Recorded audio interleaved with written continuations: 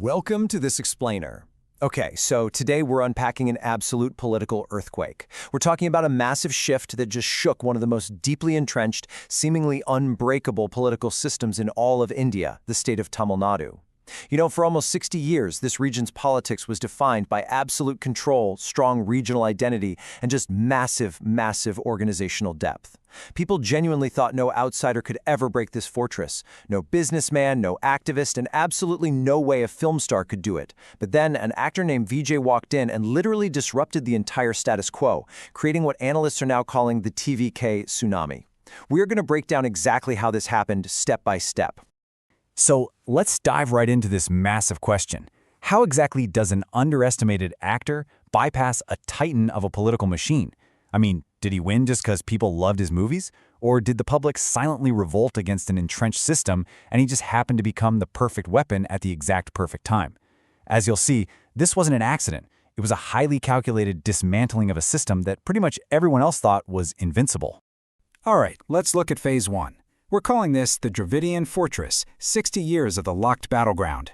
Imagine this. For literally decades, voters in Tamil Nadu were essentially forced to choose between just two doors, the DMK or the AIADMK. Elections here were never really open fields. They were completely locked battlegrounds. One family leaves, another family enters. One slogan changes, another takes its place. But the underlying system, things like dynasty politics, strict cadre control, deep money influence, and vote bank politics, that remained completely identical. Generation after generation, the people were forced to choose between recycled power. Now, this kind of systemic stagnation doesn't necessarily create loud protests on the streets right away, but it creates something much more powerful bubbling beneath the surface.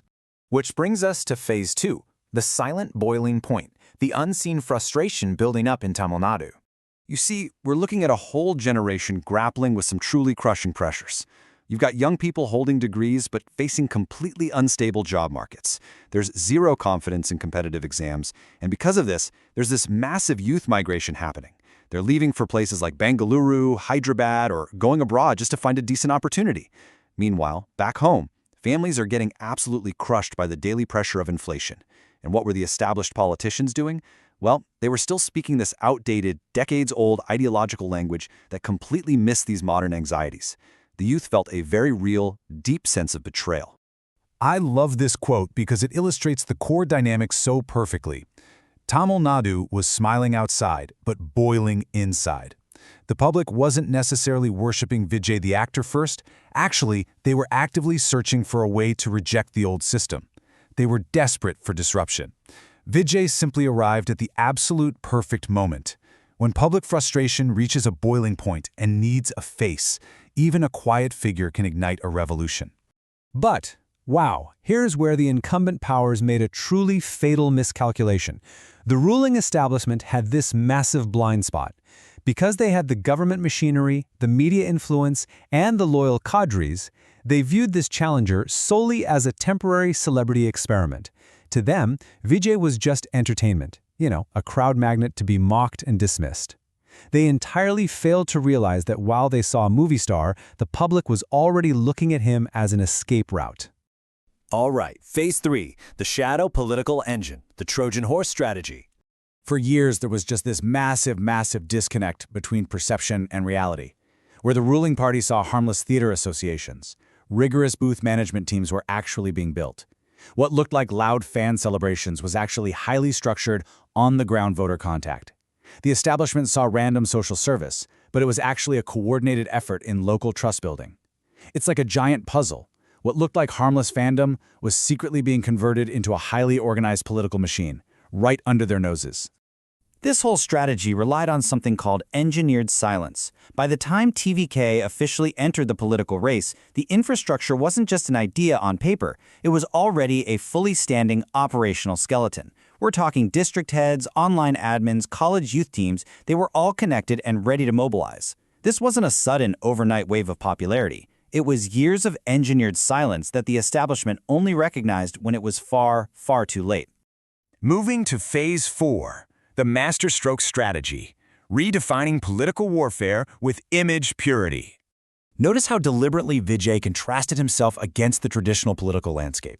Where established politics in the state was usually defined by loud roadside abuse, daily mud fights, and overacting aggression, Vijay chose the exact opposite route.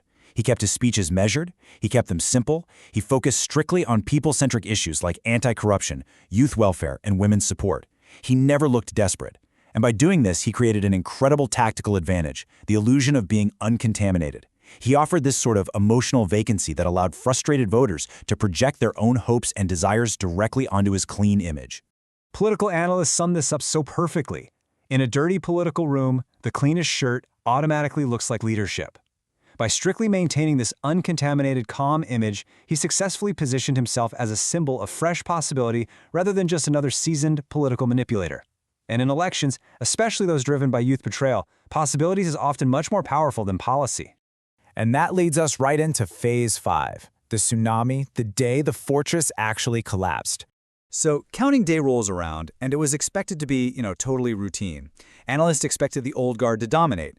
But TVK rapidly cut straight through traditional strongholds. Constituency after constituency, the impossible became visible to stunned political cadres.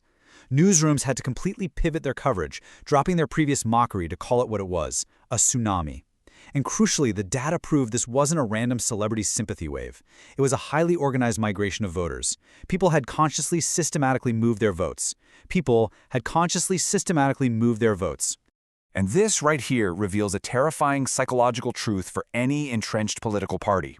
Once emotional loyalty snaps, empires do not weaken, they bleed. For decades, the old system relied on an emotional ideological loyalty from its voters. But the TVK strategy proved that this foundational loyalty had finally truly snapped. When a massive voter base consciously stops being emotionally attached to an old ideology, the resulting shift isn't a slow decline. It is sudden, it's definitive, and it's structurally devastating. Which brings us to our final phase, Phase 6, the ticking bomb, from cinema savior to administrative reality. Look, Vijay is no longer just a cinematic disruptor anymore. He's now an administrator facing a brutal gauntlet. The honeymoon phase? Yeah, that ends immediately. He must now tackle systemic unemployment crises. He's got to manage massive infrastructure and industrial pressures. He has to figure out how to actually secure funding for the immense welfare programs the state relies on. And he has to do all of this while navigating an entrenched bureaucracy and battling a deeply rooted corruption nexus. The challenger has inherited a ticking bomb of astronomical expectations. Because honestly, the reality is this. Winning an election with public anger is one thing.